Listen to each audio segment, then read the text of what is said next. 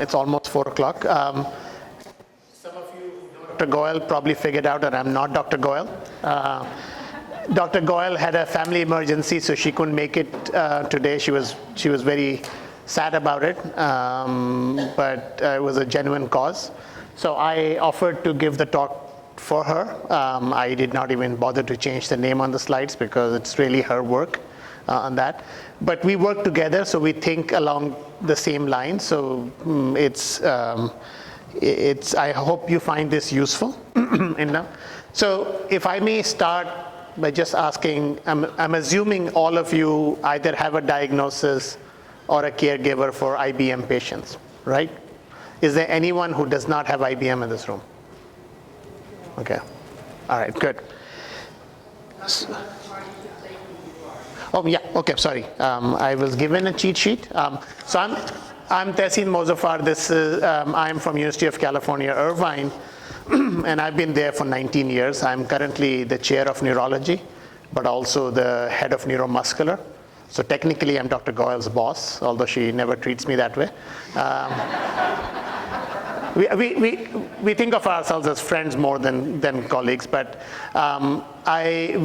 we do a lot of myositis. I've devoted a lot of my time over the last 25 years in myositis. And this is my second time on the myositis board. About 4 years ago, I was the chair of the medical advisory board and had served a 6-year term. And then they apparently liked me enough that they decided to call me back for the board on that. So I'm going to talk about inclusion body myositis, just the clinical features and how we make diagnosis of inclusion body myositis. Please do remember to complete the evaluation. This is your way to tell the Myositis Association whether you want certain speakers back or not based on the effectiveness. Also, don't leave any empty spaces up in the front. So please move forward if there's room available in the front so more people can come in as they come in late. And then also keep the aisles clear. We have people with motor disability, so we want to make sure that they're able to get out in time. And then we'll be taking questions at the end of the session. But if there are any burning questions that cannot wait till the end, feel free to raise your hand. I'm used to that format, so I don't mind answering questions that way. I just want to make sure that we are able to deliver the whole entire content by the end of it. Yes, ma'am. How do you spell your name? My last name is Mozaffar, M-O-Z-A, F as in Frank, F as in Frank, A-R. And I'm listed on the booklet. I'm one of the members of the medical advisory board. All right. So the things that I'm going to cover today are the clinical features of the disease. I said, Dr. Goyal and I we talk about this all the time. When you come to the myositis meeting, you can usually tell from a distance who has IBM and who does not have IBM based on certain clinical features, and we become reasonably good at it. There are now additional diagnostic tests, blood tests, MRI tests that we can use to diagnose IBM. And then I'll spend a few slides on treatment trials and general our approach to progression of the disease and management of the disease. So IBM is not a very old disease. It was really described for the first time in 1973, but really did not come into our collective consciousness till 1978. So it's been relatively new disease, and there are still people who get diagnosed with polymyositis or who get diagnosed with all sorts of other diseases before somebody suspects that they have IBM. And my general bias is that if you take folks above the age of 80 who've become so-called flail, where people chalk that off to aging, some of them actually may have inclusion body myositis as well. It's a disease above the age of 45, most commonly in the 60s. But we are discovering younger patients. So there are patients who are under the age of 45 that we have seen. Especially there is a slightly higher increase of IBM in patients who are infected with HIV. And those patients tend to be younger. on that. But the hallmark of the disease is the finger weakness. And as I said, when we come to the Myositis Association meeting, you can usually tell patients who are keeping their hands like this because they have finger weakness. And that's usually a typical hallmark of IBM. The quadriceps atrophy and quadriceps weakness is another classical feature.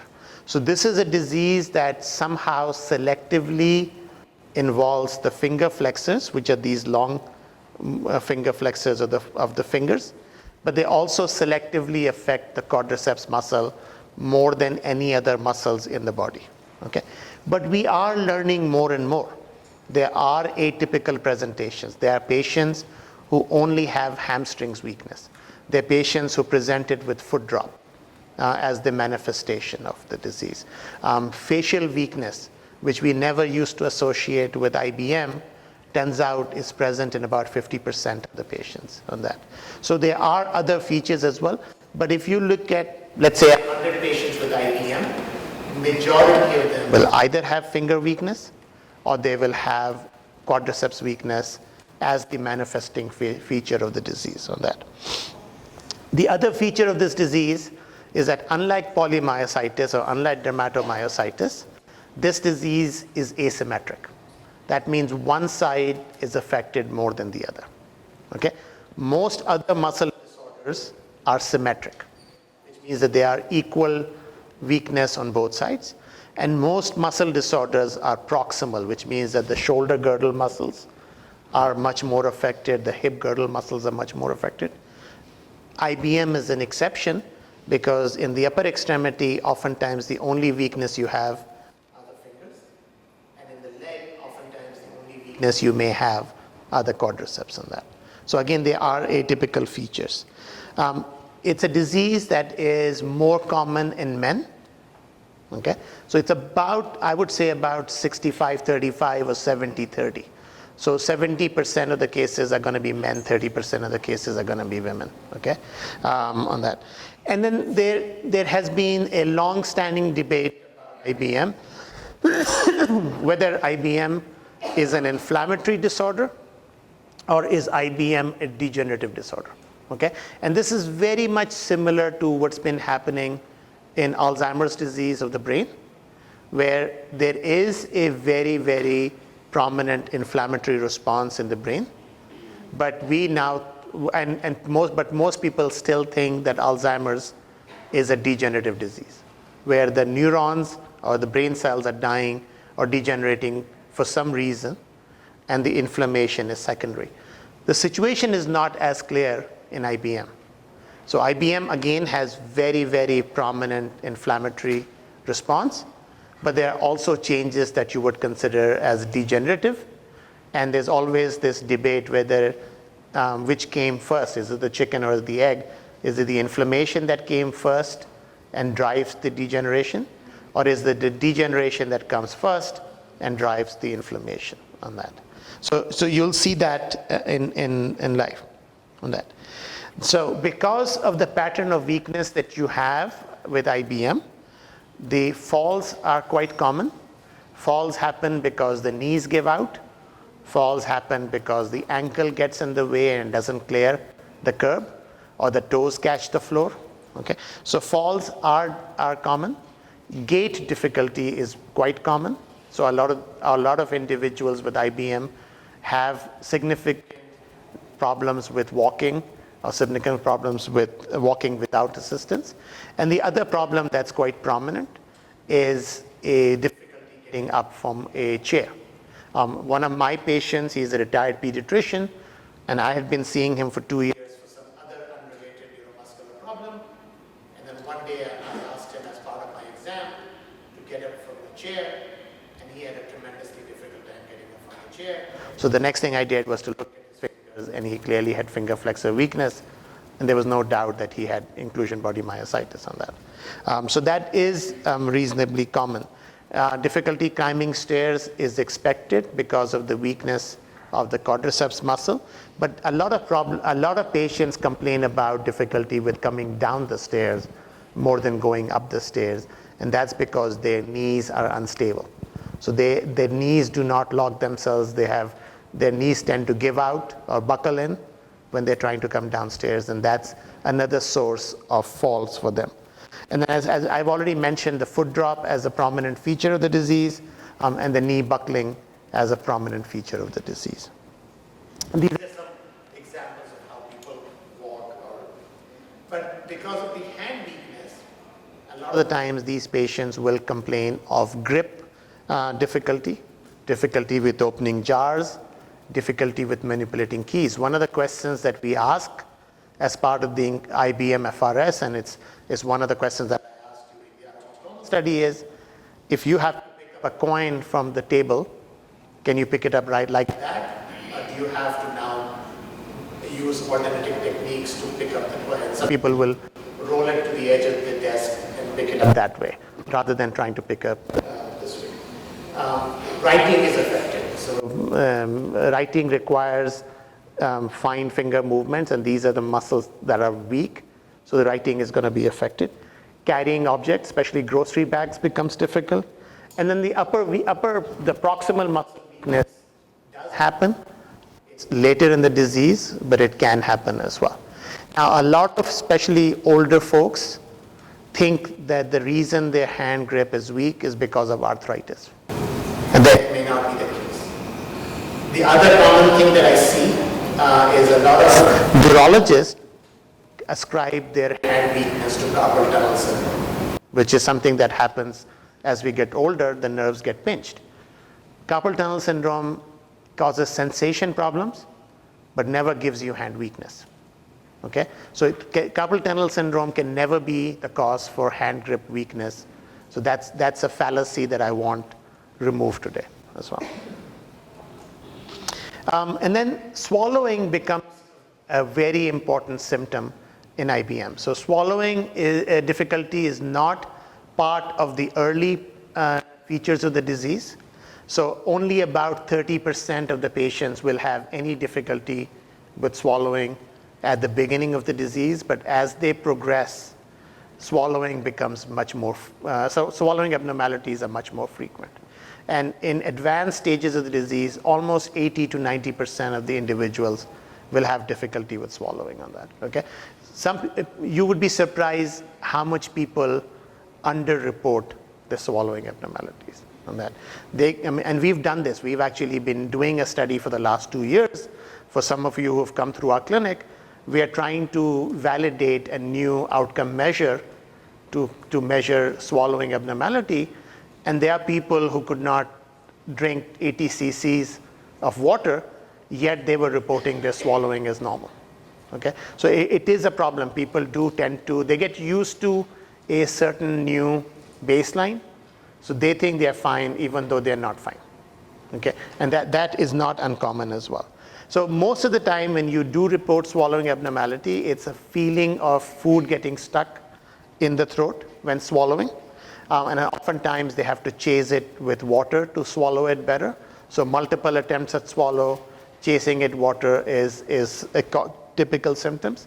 But because they have difficulty swallowing, they're not able to finish the meal, or they're afraid of eating, unintended weight loss is not uncommon. And there are two reasons for unintended weight loss. One is not being able to swallow effectively. But number two is the muscle mass loss. It's a degenerative disease. Your muscles are wasting. Muscle constitutes a lot of your body weight. So if the muscles are lost, your body weight will go down. Okay? And that's something that we keep an eye on because that's important. And then there are higher incidence of aspiration pneumonia. You don't have to be getting your food down the wrong passage. It could be your own saliva that may be going down the wrong passage. So the incidence of pneumonia does go up, and that's why we are so particular about proper pulmonary hygiene. So flu vaccine is very important. Pneumovax, which is the pneumonia vaccine, is very important. But in patients who clearly have respiratory abnormalities, we will intervene and give them other treatments as well. And then swallowing, as I mentioned, ranges from 40 to 80% in these patients as well. So how do you diagnose polymyositis. And as I said, we've had patients who've been diagnosed with polymyositis. We've had patients who've been diagnosed with carpal tunnel or ulnar neuropathy. We've had patients who had all sorts of neck evaluations for their weakness. But it's when you present to a neurologist, the things that we are looking for is one, the prime of that is the muscle pattern. So are the quadriceps more affected? Are the finger flexors more affected? Is it asymmetric? Those are the key findings. And then you support it by checking the muscle enzyme, which is the creatine kinase. And the challenge there is most of the time creatine kinase are either very low, are increased but at a very low capacity, or they can be completely normal. So a normal muscle enzyme level does not rule out inclusion body myositis, right? Nerve conductions are making sure that you don't have other neuromuscular conditions, but it's not a confirmatory diagnosis. The needle exam, which is called the EMG, is to look for pattern of what we call myopathy, or with their specific changes related to all muscle disorders. So again, it's a circumstantial evidence. It is not a diagnostic test. It will not, I can't just put a needle in and say, you have IBM, not polymyositis. That's all you have. We can't do that. All I can tell you is that you have a myopathy or a muscle disease. Let's figure out what you have, right?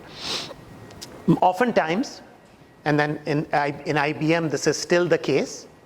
If I want to confirm that you have IBM, I have to do a muscle biopsy. Okay? And the muscle biopsy has very specific changes that I'm looking for.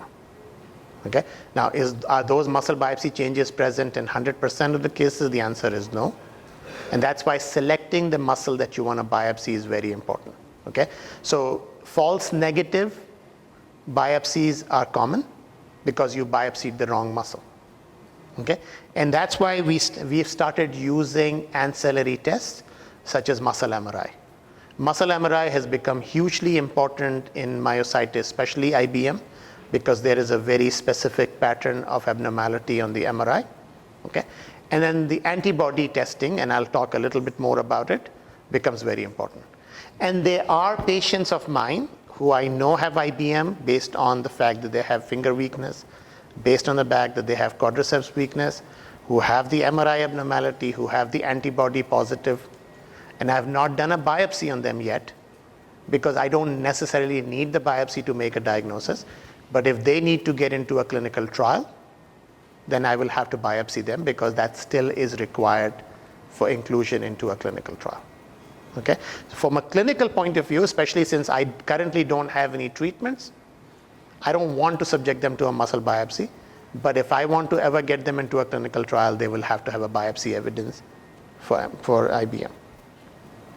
So this is the finding of the creatine kinase, which is the muscle enzyme. Okay? This is what the rheumatologists check. This is what we check on that. And as you can see, it could be one of three things. It could be normal. It could be normal to slightly elevated. Or in very rare cases, it can be fairly high. Okay?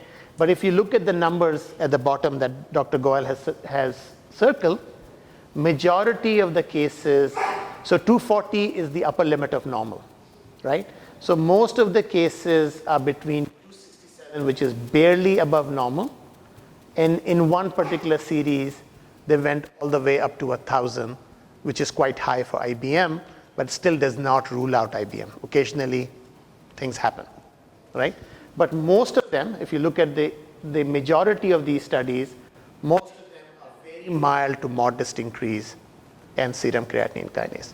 But what's important to know that for instance, in this particular series, there were 40 patients.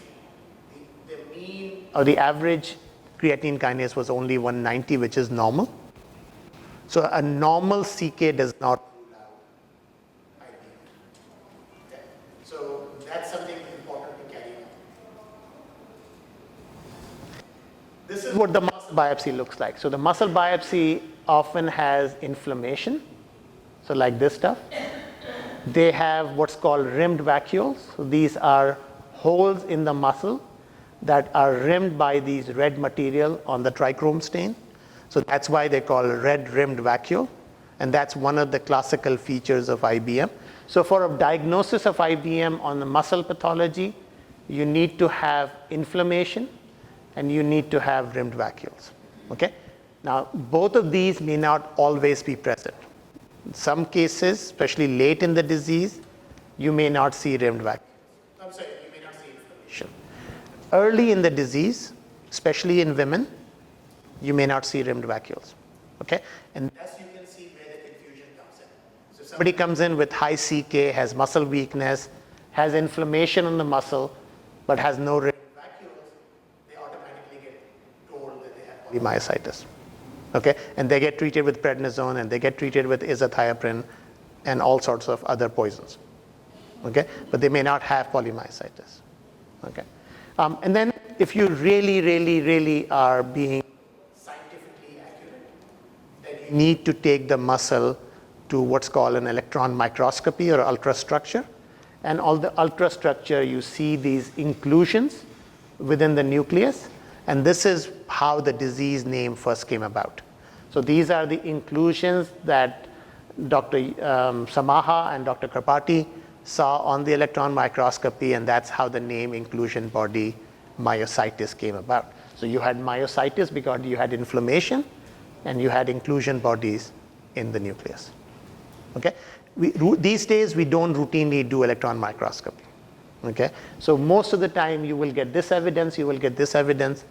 You may not get this evidence, but it's not needed anymore on that. This is another picture that I put in this. This is my only slide in this slide deck, so I take credit for this one. But this is the inflammation. You can see the red rimmed vacuoles. You can see muscle fiber invasion of normal. So normal looking muscle fibers are getting eaten up by inflammation. You can see the inclusions.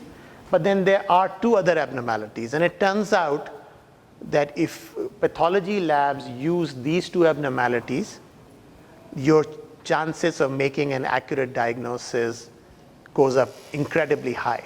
We're talking about 90% certainty that you're dealing with inclusion body myositis. One of them are these changes in the mitochondria.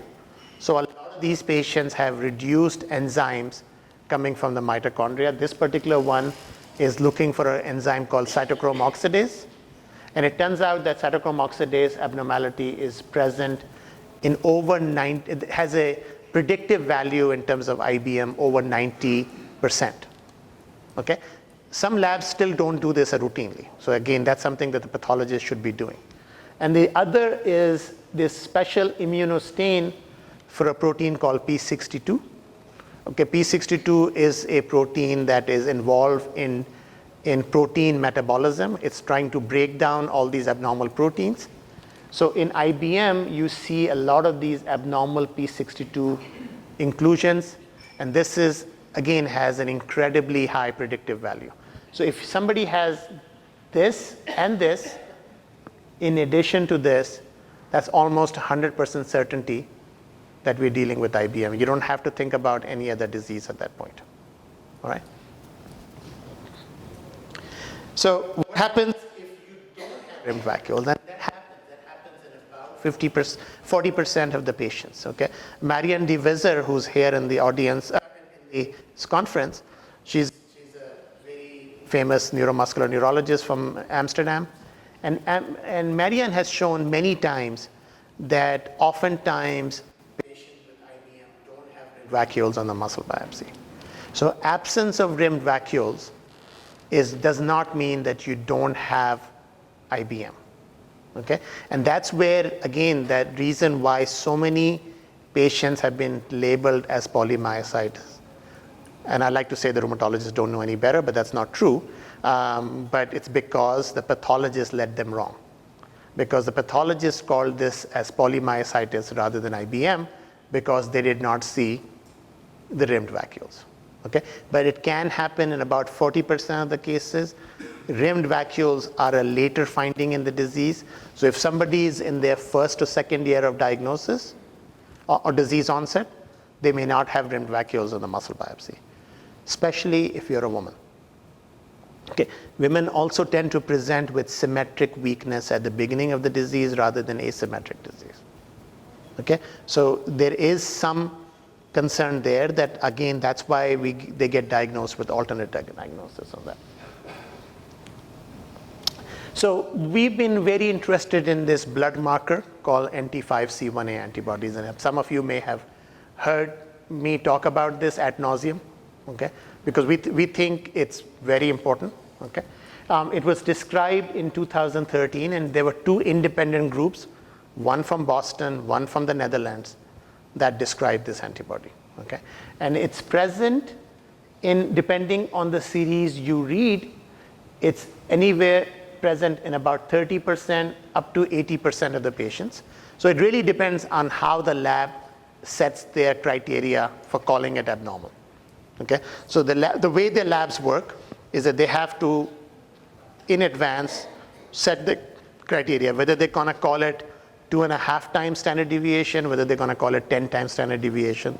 So depending on how strict or how loose the lab criteria is, your sensitivity can be as low as 33%, can be as high as 80%. What is very clear over the last 6 years, that if you have the antibody, and especially if you have muscle weakness, that is IBM unless proven otherwise.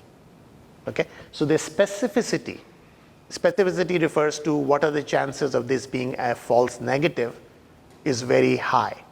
Okay? So false negative rate is only about 6%. Okay? So specificity is almost 94 to 96% on that. So the rule we follow is if somebody has NT5C1A antibodies, they either have IBM or they're about to develop IBM. We've diagnosed IBM in patients who didn't have weakness. We diagnosed it because they had the antibody positive and they had the MRI positive. Okay? And they, 2 years later, did develop it.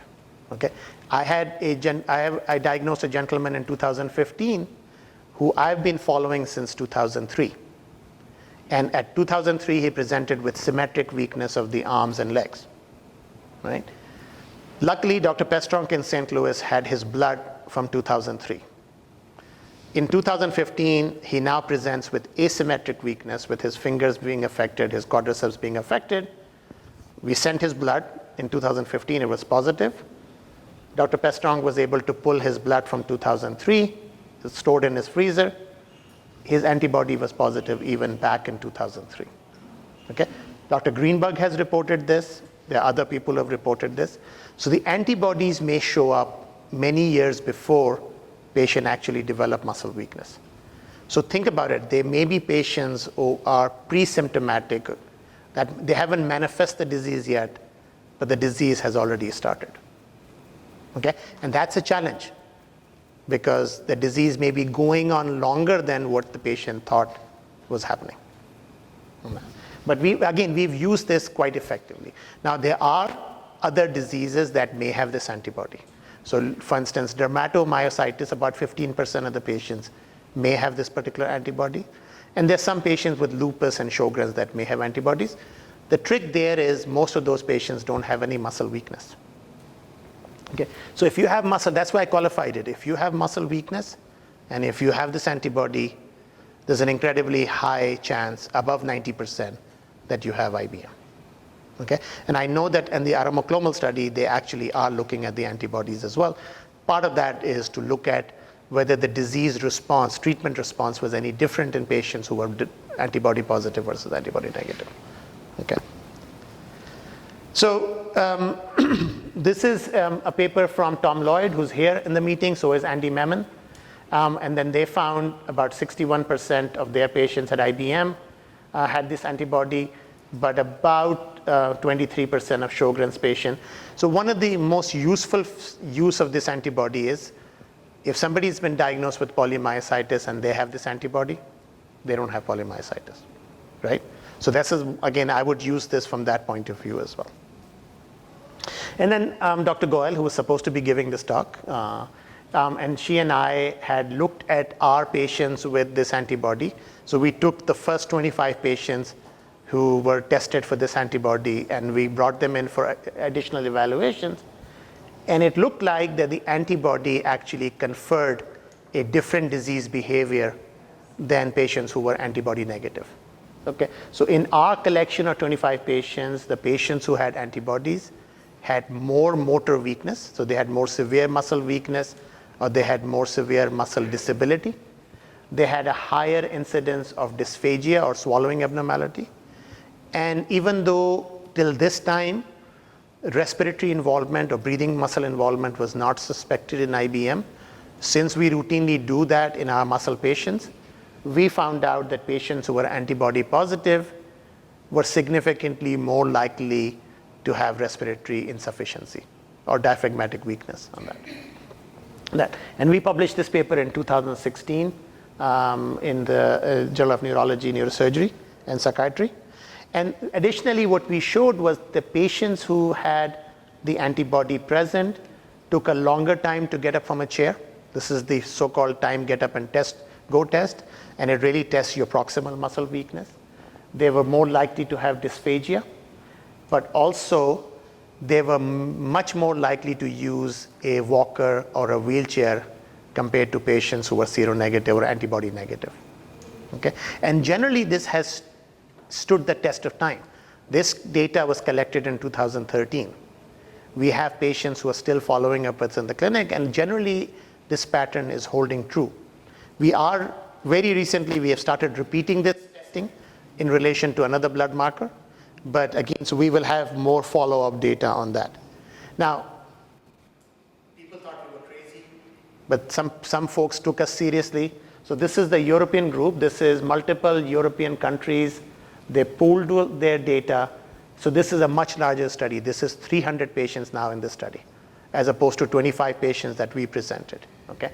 And what they showed was that actually what we reported was by and large true. So patients with antibody positive status have more severe dysphagia.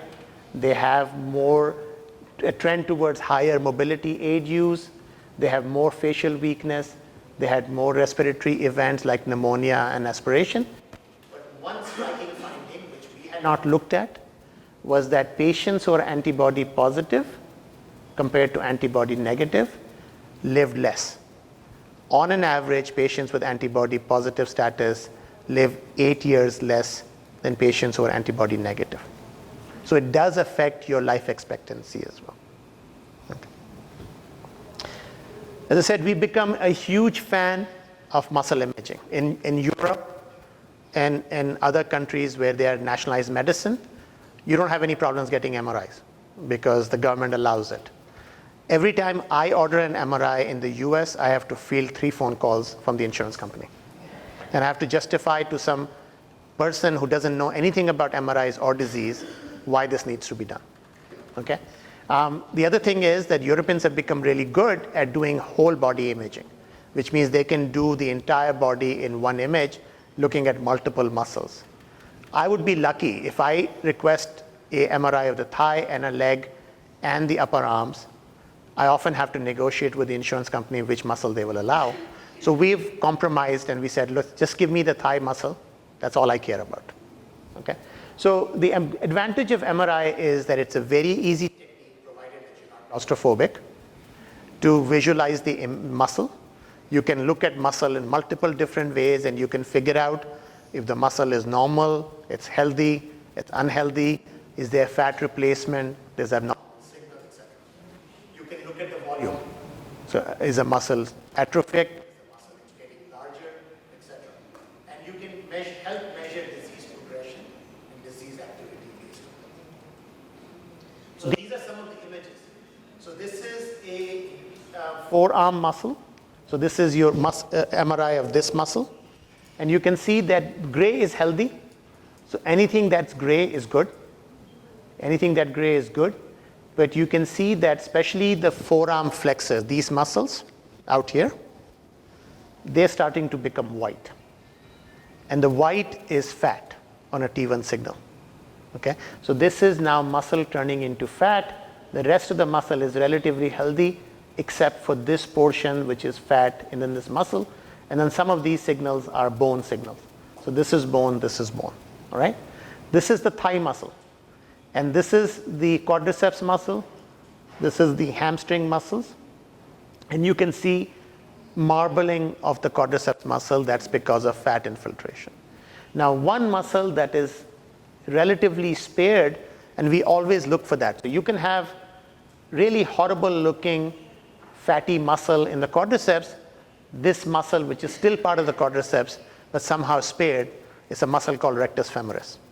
Okay? So if you see a pattern where this is white, but this is intact, that's inclusion body myositis on MRI. Okay? Very high specificity for that. Okay? So we look at this as well. And again, as I said, we've used MRI to diagnose patients who don't even have weakness yet. Or at least they're so strong that I cannot break their muscle strength. It turns out Dr. Goyal is stronger than me, so she can actually break muscles when I come. So, but this is one of the gentlemen where the amount of muscle atrophy is quite subtle. But you can see this muscle showing up here, quite normal.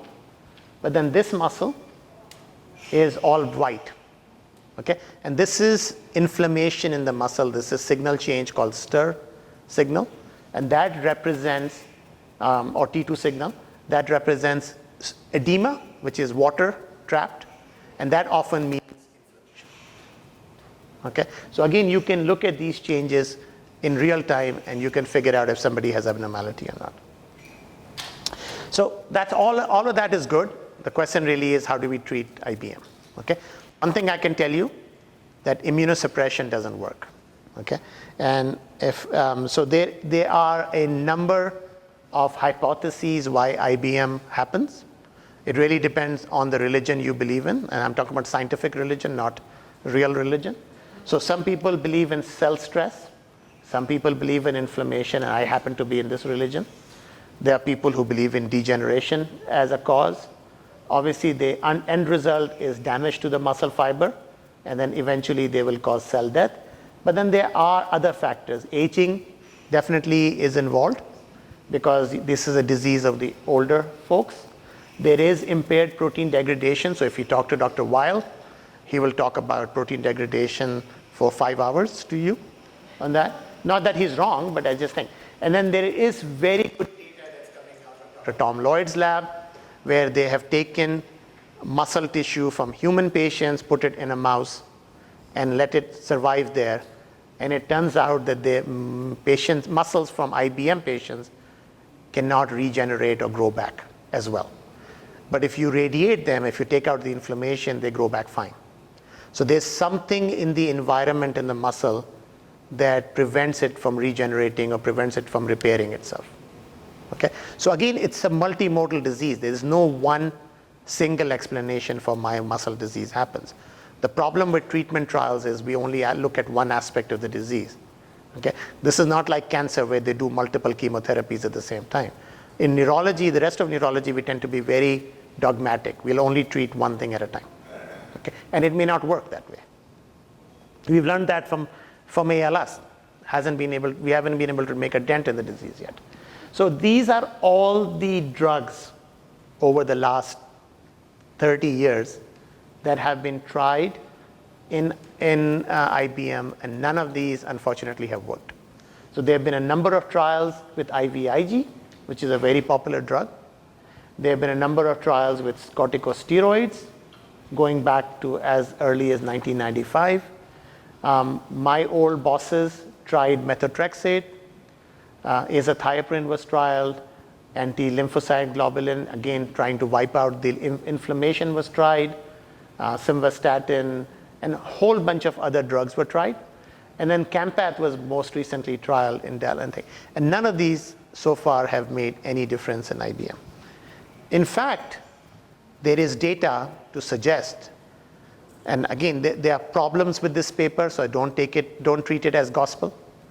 But there is a suggestion that patients who were treated with immunosuppression in the long run did worse. Okay, so this is a paper from Dr. Benveni's group, who's here as well, and the Oxford group. And what they did was they did a long-term follow-up of patients who were treated with either IVIG or steroids. And then they found out that patients who were treated versus patients who were untreated, in the long run, they worsened in terms of disability. They required more wheelchair or walker use. They had more severe motor disability. Now, this is a retrospective study. They did not control who got into the study, who did not get into the study. So it's possible that patients who were treated were more severe to start with and had more aggressive disease. But this is a very interesting observation, and this is the basis for which. So till this paper came out in 2011, I used to treat my patients, at least the new patients, with IVIG. I stopped doing it after this paper came out because I would look like a fool. Okay, and I don't want to do any harm. That's the first rule of medicine, right? But again, we don't know if this is true or not. This is a damn good paper, and it shows that there may be a hint that we are doing patients more harm by treating them. So there have been new agents in medicine that we have tried in IBM. So this is the famous myostatin pathway. So myostatin is a naturally occurring protein in the body. The purpose of the protein is to make the muscles waste. So if you can block it, either genetically or if you can block it by medicine, the muscle atrophy would stop, the muscles will become bigger. So these are the famous Belgian blue cattle, which have a familial mutation or genetic mutation in the myostatin gene. So these animals have very well built, very large muscles. Okay? Not necessarily they're any stronger or they run faster, but they have bigger muscles on that. This is a child in Germany that was born who had a mutation in the myostatin gene. And even at a very young, I think this picture was taken at 7 months, and even this is the neonatal period or right after birth, you can see that this child had very well built muscles. And people have gone back and looked at this guy. This kid is now 5 years old, has ripped muscles. He can actually weight lift much like an adult. Okay? So there are naturally occurring mutations in these genes. And actually, one of the big concerns is gene doping. Gene doping is professional athletes figuring out a way to mess with these genes so they can enhance their athletic performance. Okay, so that happens, unfortunately. Okay, and there are families that are gifted athletes who may have variations in these genes that give them a competitive edge. They're not necessarily doping it, they just have a natural advantage over other individuals because their families inherited a variation in the gene that makes them at a higher advantage on that. So based on this, Novartis tried a drug called bimagrumab. Bimagrumab was an inhibitor, it was an antibody that inhibited the myostatin, although they went out of their way to say it was not an myostatin inhibitor, but in reality it was, no matter what they say. And so this was a phase 2 study, this was a single dose study, and what they were looking at is that what happens to your muscle volume measured by MRI, and what happens to your 6-minute walk distance after a single dose of this drug. And you can see that after a single dose of this drug, the muscle thigh volume greatly increased. So there was an enlargement of the thigh muscles, and your 6-minute walk distance significantly improved. Okay, and this was very exciting. Novartis proper got involved, and they wanted to do a big study. So they organized a phase 3 study, which is a registration study of bimagrumab called the Resilient study. And it was a large study. They had, I believe, 100 and something patients in there. I can't remember on that. It was a long study. It went on for about 2 years. They took patients between the ages of 36 and 85. They had to have biopsy confirmation of IBM. They had to be able to walk on their own, and they were randomized to 3 doses of bimagrumab and 1 placebo. So there was 3-to-1 randomization. So 3 out of the 4 groups got the real drug, okay, which is probably the best you can do. And then they had treatment follow-ups on that. And the primary outcome measure was 6-minute walk distance. And we can probably spend an entire evening talking about whether that's the right measure or not. I'm not a big fan of it on that. But then they also looked at a variety of other symptoms, including muscle mass, quantitative muscle strength, and they developed a patient-reported outcome measure called CIFA specifically for this trial. Unfortunately, and this paper just came out, the study was negative. It did not show any benefit in any of the measurements except for CIFA. The only other measurement that showed benefit was that the muscles did get larger. So that was true. What they showed in phase 2 that with the MRI was true. The muscles did get larger, but it didn't get stronger. The 6-minute walk test did not get better. Their other functions didn't get better. CIFA did get better, which is an inventory of their health-related outcome measures, and the muscle volumes got bigger. So this raises the issue is that maybe myostatin inhibition strategy is not the best strategy, but you can still use this as an adjunctive therapy, which means that someday, let's say if arimoclomol works, where you're now improving the protein degradation and you stop the disease, now you can combine this with this drug to make the muscles bigger. Okay, so probably there's not a role for this as a primary treatment or a single treatment. This may be used in combination with other drugs on that. So I'm going to, on that. It's still being studied in hip fracture.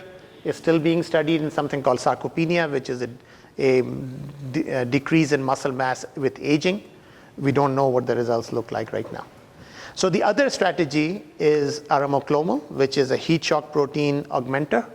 And the idea is to solubilize the abnormal proteins that are in the muscle. So one of the reasons why IBM happens, and so does, same thing happens with ALS, something happens with Alzheimer's, is that you have abnormal proteins that precipitate and become insoluble.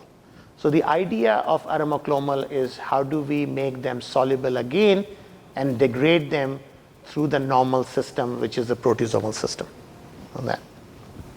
So again, the phase 2 study was done at 2 sites. There was a site in Kansas. There was a site at Queen Square in London. There was 2-to-1 randomization. They had a total of 16 in the active treatment arm. They had 8 in the placebo arm. And there was a 4-month treatment trial with fairly well tolerated and safe. And there were trends that showed that the IBM FRS was better in patients who took the arimoclomol, and the grip strength may have been better in arimoclomol, especially at the 8-month time point. Remember, they were only treated for 4 months, but they were followed for another 12 months on that. So based on this, Orphazyme has started a study. This study is ongoing, although it's finished enrollment, so we've filled all the slots. The patients have already been dosed for more than 6 months. This is going on at 12 sites, 11 in the US, 1 site in London. There are a total of 150 subjects that have participated in the study. It's a 1-to-1 randomization, which means 75 in the arimoclomol arm, 75 in the placebo arm. And the primary outcome measure is the rate of decline in the IBM functional rating scale, which is something that we make you go through every time you come to see us in the clinic. And then there's a bunch of secondary outcomes, including muscle testing, time get up and go, grip and pinch test, 6-minute walk test. There is another potential drug in the pipeline. It's a drug called rapamycin. The group in Paris, Dr. Benveniste's group, and again, as I said, he's in the audience, so if you see him, you can ask him this question. And he has some interesting data on rapamycin. So rapamycin works 2 ways. One is that it reduces protein synthesis. Okay? The other way is that it increases the proteasomal pathway, so it increases the degradation of the protein. So you're doing it 2 ways. You're decreasing the amount of abnormal protein that is being produced. You're increasing the clearance of the abnormal protein that's being produced. Okay? So it's a potentially a very good drug. And Dr. Benvenice's group did a phase 2 study and again showed, and this is looking at 6-minute walk distance, but you're also looking at the MRI data. And this is the placebo group. This is the rapamycin group. This is the rapamycin. So patients who were not taking rapamycin over the 12-month period had a decline in their 6-minute walk test, while patients with rapamycin were stable. And patients who were taking rapamycin had less fatty infiltration into the muscle compared to patients who were on the placebo. Okay? So again, very good data to suggest that. Now he's run into funding issues. He can't find a funder for the study. Rapamycin has been around for too long, so the company that makes rapamycin is not interested. There's also an effort by Mary-Lee Needham in Australia, who's a big IBM expert, and she's trying to get funding for another drug which is very similar called everolimus. So we probably will hear more news about it. I think Dr. Benvenice has picked 4 sites in the US, including Hopkins, Kansas, and a couple of other sites. We are trying to be one of the sites at Irvine on that. But again, at this point, he's not ready to start because he doesn't have the funding for it on that. So what's the prognosis if you have IBM? Okay, and IBM is in very similar ways, very much similar to ALS. No 2 patients with IBM are similar. Everyone progresses at a different rate. So you can see here that if you look at manual muscle testing, or if you look at the overall MRC score, which is a composite score of your muscle, the rate of decline in individual patient is very different. Okay, if you average them out, it's about 3.5% plus minus 1.5 per year, and about a 5.2% decrease over a year. So this is the French data. This is the Dutch data. Okay, we are trying to organize a natural history study. My grant to the National Institutes of Health is pending right now. If it gets funded, you guys will all be getting invitation to come and participate. There are 13 centers in that study all over the US. So we should not have difficulty getting patients into the study. It's a non-interventional study. There's no drug in it. Because right now we even need to figure out, none of these studies followed patients for more than 48 weeks. So we don't know what happens in 2 years. We don't know what happens in 3 years on that. And even though, as I said, if you look at overall patients, the survival seems to be similar. But again, as I mentioned, there may be differences in patients who are antibody positive versus antibody negative. And then there are some interesting new findings in terms of your blood. So there are abnormal lymphocytes, there are abnormal white cells in your blood. And we've been looking at that. Some of you have already donated your blood for us to look at that as well. So again, those are areas of active interest because those are potentially druggable targets. We can actually use drugs, chemotherapy drugs, to treat them as well.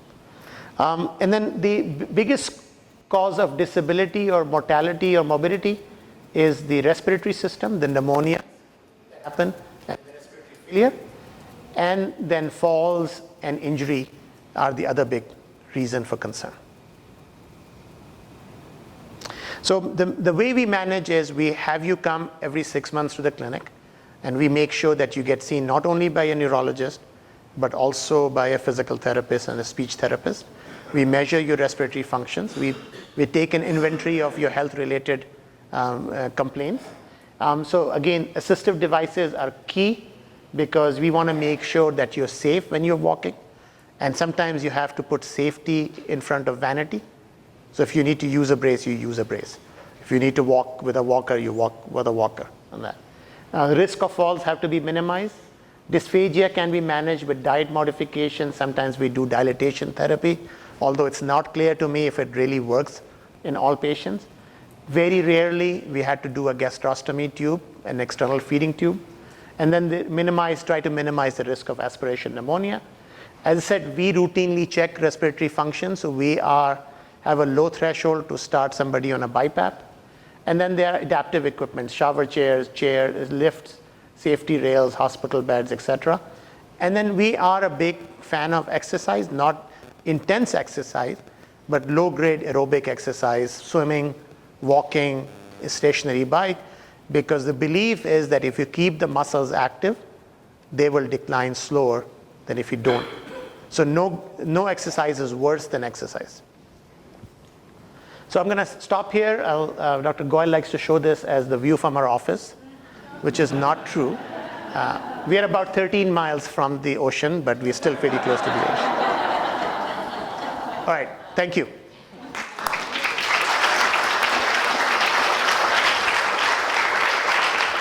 So we have 5 minutes. I do have to go to the research committee meeting. I'm missing. Ma'am. I just have a quick question. My son's the one who has my IBM, and he sometimes feels guilty because he didn't go to the doctor right away when he started having symptoms. He was like in denial. He was 43, 44 years old. So he didn't knew something was going on. It wouldn't have made any difference anyway because there's no help or no medication or whatever. True. It would not have made a difference because we don't have any magical way to fix it. Martha? Mozaffar, do you want to make mention of your biomarker study? Sure. So for those of you who are in the vicinity of Southern California, one of the things, there are two things we're doing. We are working with Dr. Vialta, who's one of our physiology professors, and we're trying to do what's called a single cell RNA sequencing on blood cells. And the idea is we're trying to figure out what is the immune attack against, what is the antigenic target. So we know that there is a very strong immunity, there's autoimmune, it's against something in the muscle, we just don't know what that muscle target is. So that's one study that we are doing. The second study is a study that we are working with Dr. Steve Greenberg with, and this is looking at a specific population of lymphocytes, KLRG1 positive cells. So Dr. Greenberg very recently in the last 2 months showed that unlike dermato or poly, about 80% of the lymphocytes in the blood of IBM patient expresses this KLRG1, and he's actually developed a drug against this. Okay, so the idea of this is to get ready for a drug trial using the KLRG1 antagonist. And what we are trying to do, very similar to what we did with the antibody study, we're trying to see if patients who are expressing this high amount of KLRG1 versus patients who don't express the KLRG1, are there differences in their disease phenotype? So do they, similar to the antibody, is the KLRG1 associated with more severe disease? Is it associated with lesser respiratory function, etc.? Because that will inform the study design on that. Dr. Mozaffar, I know people don't know this, but I know you need more people in Southern California for the studies. You're 5 miles away from Disneyland. You're taking the grandkids if they're visiting Southern California. Thank you, Rhonda. Dr. Goyal needs some blood. I went to Disneyland one day and went to see them and asked. And I live in Southern California anyway, but I happen to be at Disneyland, so it was an easy trip. Thank you. Just thought I could. So yeah, it takes about an hour. So again, Vivian Lee, not the Gone with the Wind Vivian Lee, but Vivian Lee is our coordinator.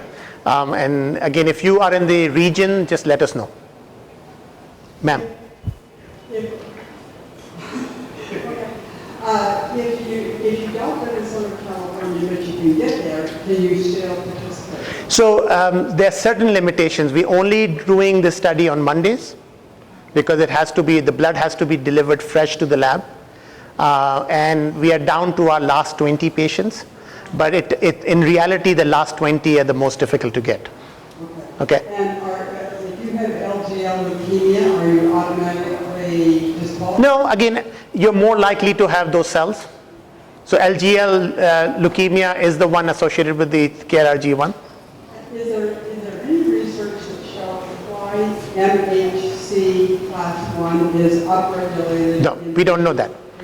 We don't know that, and that's why we do the single cell RNA sequencing. We want to know why these muscles are expressing MHC1 in such massive quantities. Question, is there any connection between the amount of motivation for getting kinase and progression of disease, outcomes, or stage of disease? There's no relation because you have people who are normal CKs and still progress, And there are people who have very high CKs that still do not progress on that. Sir? I have two references. Can a person have both CIDP as well as IBM? And second part, have you thought about having some form of electrophoresis in the early stages of IBM, filled with blood of the antibodies and maybe the lymphocytes or something? So people have looked at plasma exchange. It hasn't really worked, plasmapheresis. And you would be incredibly unlucky if you have both. Okay. The problem with CIDP is there is a fashion to diagnose CIDP because it's treatable, but almost 50%, and this is my view, very jaded view, because I've been practicing in Southern California for 20 years, 80% of the patients who've been diagnosed with CIDP don't have CIDP. In other words, they were misdiagnosed to have IBM. True. All right. I do have to wrap up, sorry. I'm here tomorrow. So if you see me in the hallway, please feel free to stop me. Also, I think the Myositis Association website lists my email address. So feel free to drop me a line.